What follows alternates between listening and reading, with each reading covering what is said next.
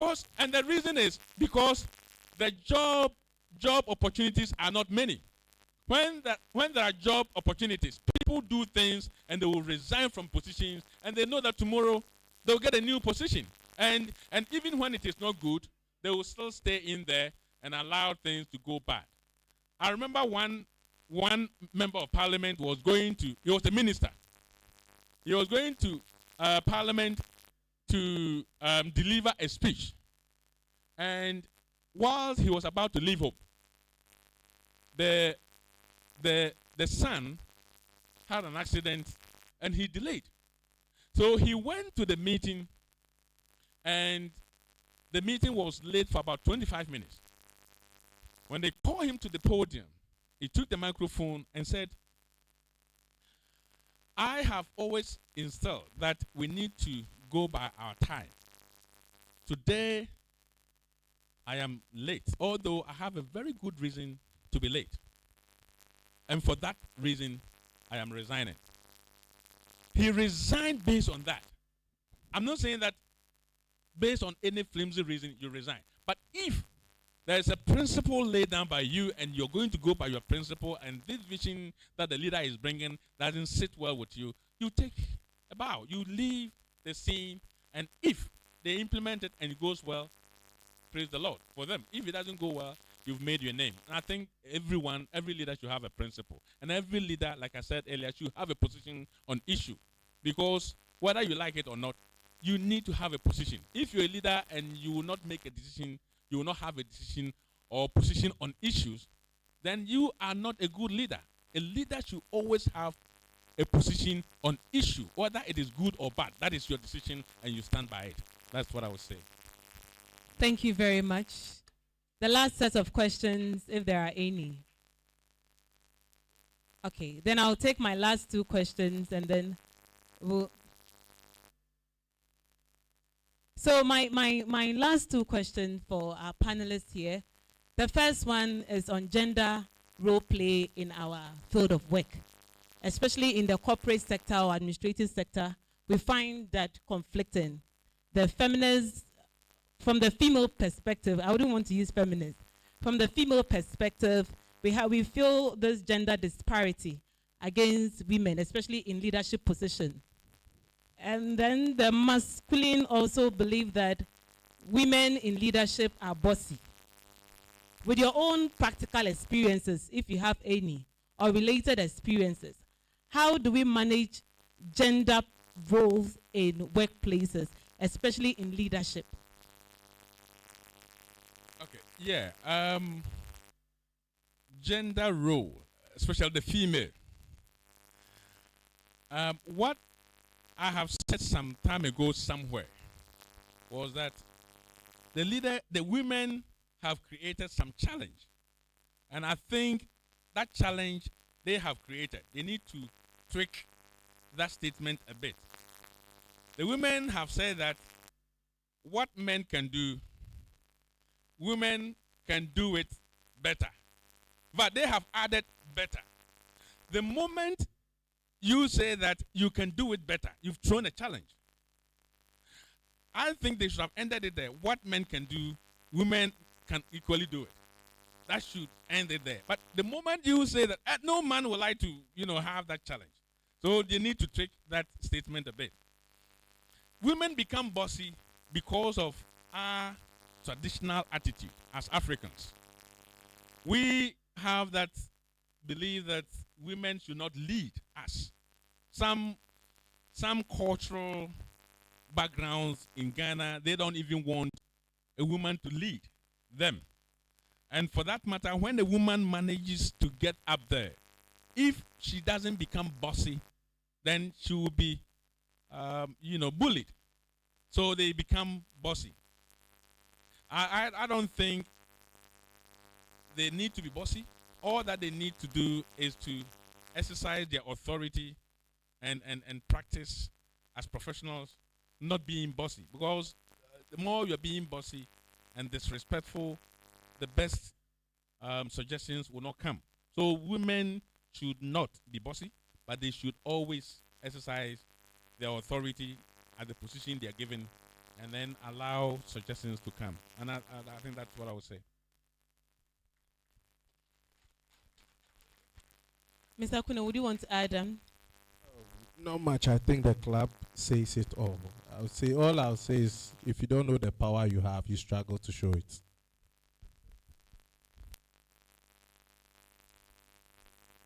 I have seen a hand up.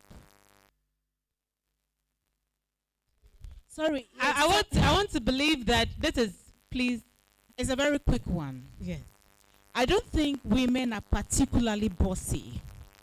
It is when I want to exercise my authority or when I want to be firm that I am seen as bossy. Women, I don't agree, are bossy. Thank you very much.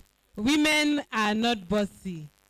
But in our bid to want to exercise our professional power and authority, we are seen as bossy. But I think that our resource person added on, and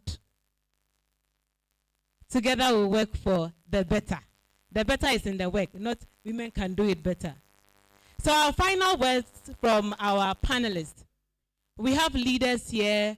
We have those of us aspiring to become leaders. From your own personal experiences, your final words to us. So thank you very much.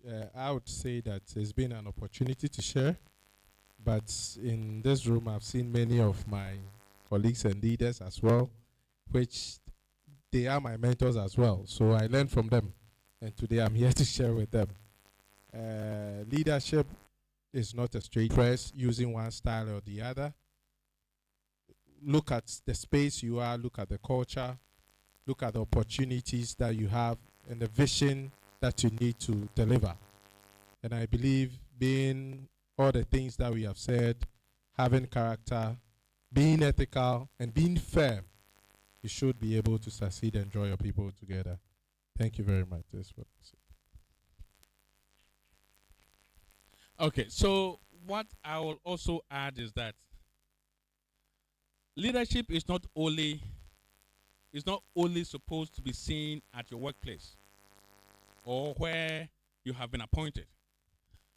Leadership is supposed to be seen at anywhere, any place in your life.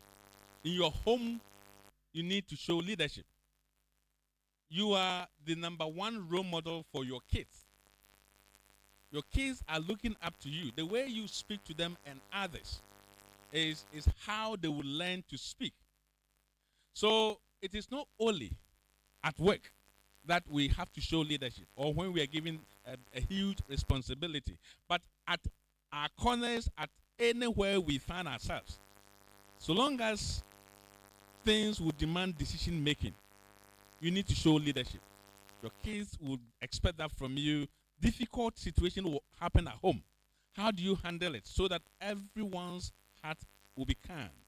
So we have to try and exhibit leadership at anywhere we find ourselves. And as we build that up is how we can then build up to lead group of people to succeed. Thank you very much.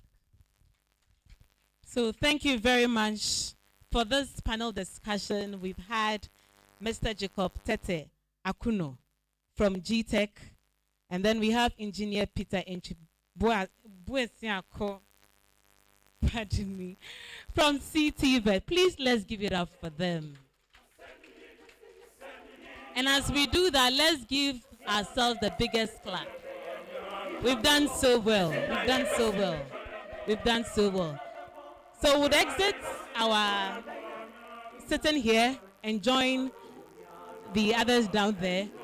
Would also give the opportunity to the acting vice chancellor, Professor Amevi Akakobi, to give us the closing remarks for today, and then we'll just say a few words of thank you to be done by the NC. We say the closing prayer, we take our lunch, and then we head home and come tomorrow. Thank you very much for your time so far. Thank you.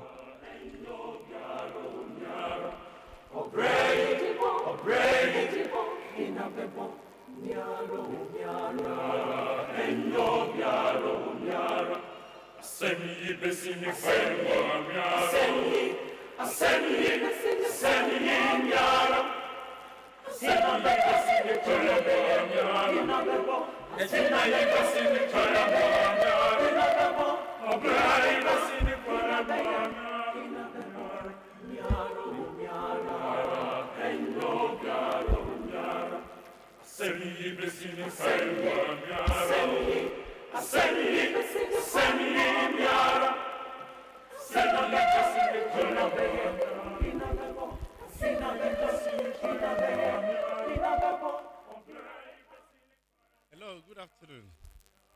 Hey, how is the feeling? Are we happy? How is the feeling? I want to test the feeling. Are you tired? I am rather I am rather excited to listen to the speakers. Colleagues, have we attained the objective of this gathering? Have we? Have you made any change through the speeches and all the discussions so far? Have you made any change in the mindset? If you agree that you have accepted to change something within you, please raise your hand. Let's see. Hey, this is not 50%. Oh. It means that many agree that they haven't changed yet.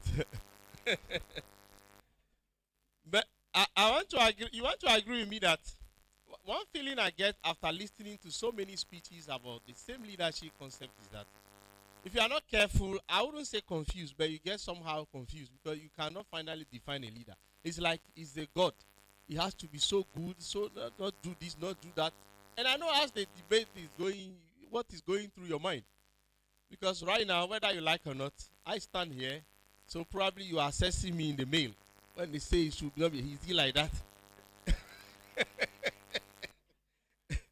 But I want to share with you that the leader is not me alone. No. You are leaders in many, many capacities down there. From HODs, they are leading their department. These are leading faculties. Even at home, you are leading your families. So please, you should mirror yourself as well. My pleasure to share a few words and to recount the story. Starting in the morning with Professor Goski Alabi, who is not here. We thank her very much for the effort and her time. She shared with us a lot of advice. However, I pick a few of them. I think I try to really summarize them in just one or two statements. And I think something she said last and I like is that we leaders, we should use our wisdom and psychology. The moment somebody drop you on the borders of wisdom and psychology, it tells you that the thing is complex to define. If you have to set mathematics and equation, you will not end. It cannot be defined clearly. But you need wisdom and psychology to touch on people's emotion.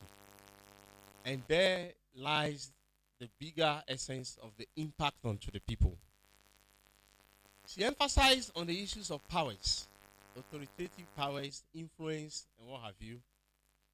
Once you're a leader, definitely you influence, either positively or negatively, I don't know. But you also have the power of authority. Head of department can decide on people's promotion. Faculties can do a lot. Deans have a lot of powers. Directors have a lot of powers. And of course, management too does have a lot of powers. He also emphasized, and this I'm not getting it from her though, I've listened to this somewhere before. He said, despite all the title you give yourself, the name you call yourself, engineer, professor, and what have you, they don't matter. They don't matter in the end. When you are given the chance to lead people, it's the impact you make on the people's life that determines who you are. They will call you a great person if that impact is great and is positive, and they will call you nobody. So your names can only help you to get there, but your attitude and how you relate to people will determine how you perform well. So I want you to keep one thing in mind: impact.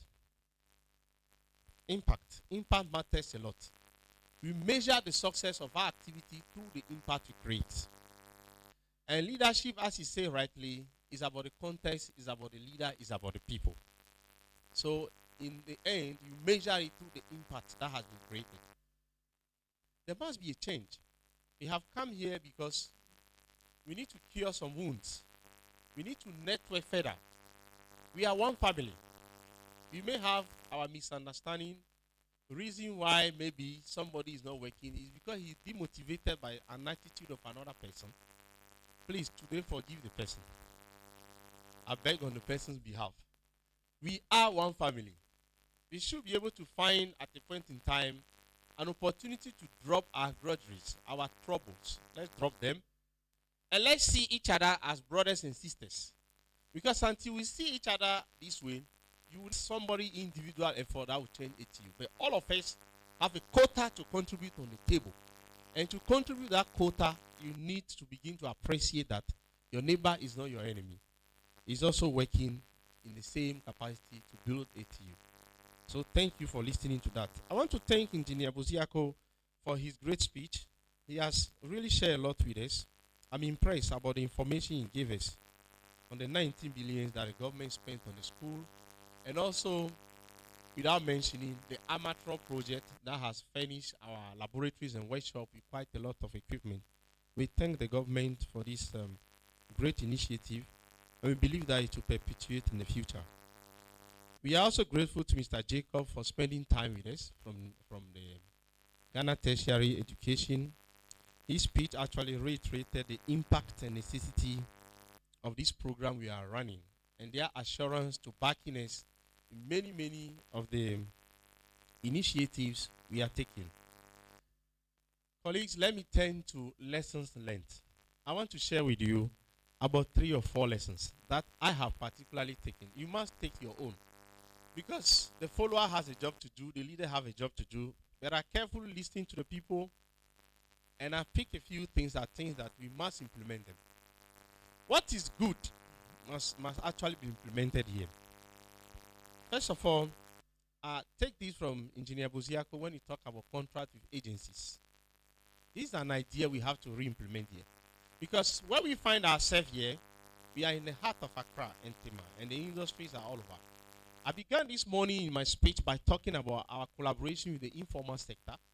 That brings about 5 million people at our doorstep, where we have to find opportunity to develop grants, seek grants from organizations to train these people.